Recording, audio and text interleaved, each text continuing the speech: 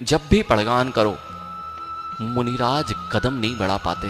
हमने अनेक बार देखा है, जिन लोगों के चेहरे रोते रोते दिख रहे हो उनके आहार करके आएंगे तो साधना भी रोती रोती होगी।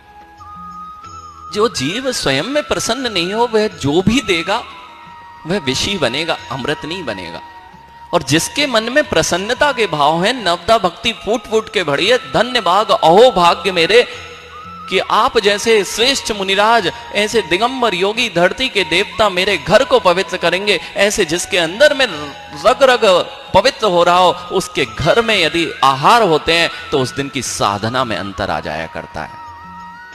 इसी भक्ति भाव से उस उद्दायन राजा ने नवदा भक्ति की। अहो धन्य भाग है कि मुझे उत्तम पात्र का संयोग मिला है, आज मेरा घर पवित्र हो गया।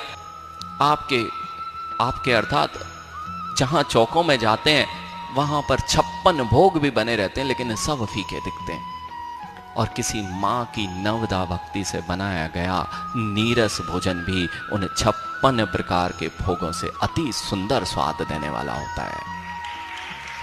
क्योंकि भावनाएं यहां इतनी प्रबल होती हैं। मां आप नहीं देखते क्या, जो मां अपने घर में भाव पूर्वक भक्ति पूर्वक भोजन बनाते हैं उनके हाथ का भोजन अत्यंत मधुरता को प्राप्त होता है।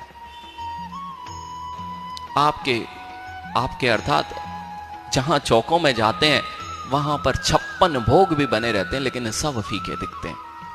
और किसी मां की नवदा भक्ति से बनाया गया नीरस भोजन भी उन 56 प्रकार के भोगों से अति सुंदर स्वाद देने वाला होता है।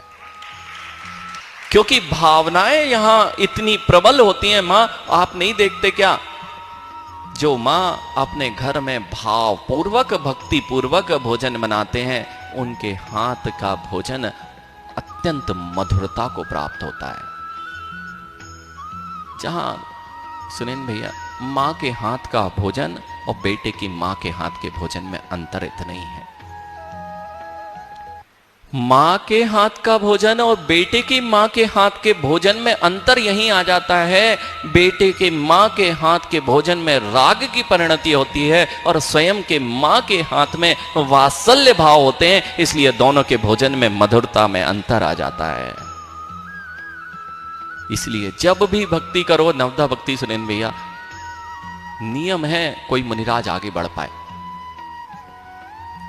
नहीं बढ़ पाता। नवदा भक्ति के परिणाम और बढ़ भी जाए, दिनेश भैया हमने तो देखा है, अपने को पता चल जाता था आज कोई ना कोई मुनिराज, और ऐसा भी हुआ कि वह मुनिराज का पड़गान हो गया और खड़े नहीं, आज तो होने ही है पड़गान, वे मुनिराज वहां से लौट के आपके चौके में आ जाते हैं।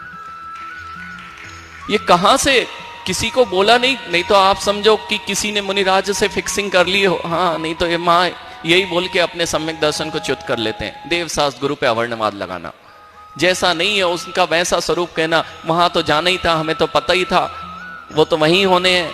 माँ इन शब्दों से बचोगे तो अपने सम्यक दर्शन को सुरक्षित रख पाओगे, नहीं तो सम्यक दर्शन में दोष को तो अवश्य लगा